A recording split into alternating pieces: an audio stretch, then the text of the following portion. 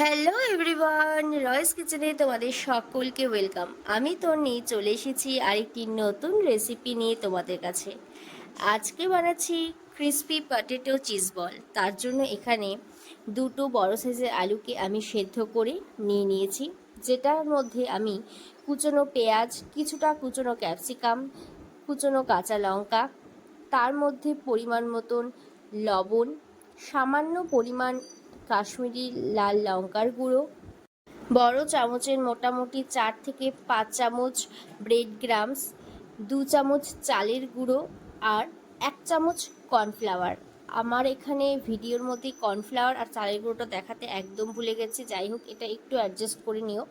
তারপর পরিমাণ মতন বেশ অনেকটা চিজ দিয়ে আর 1 চামচ অরিগেন এবং 1 চামচ চিলি ফ্লেক্স দিয়ে খুব সুন্দর করে মেখে নিতে হবে।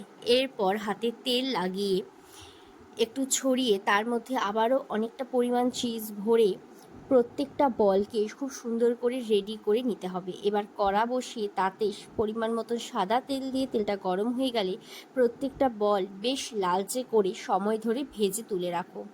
তাহলেই রেডি আমাদের এই পটেটো চিজ বল। কেমন লাগলো আজকের এই রেসিপি অবশ্যই কিন্তু জানিও, আর হ্যাঁ, একবার হলেও কিন্তু ট্রাই করো।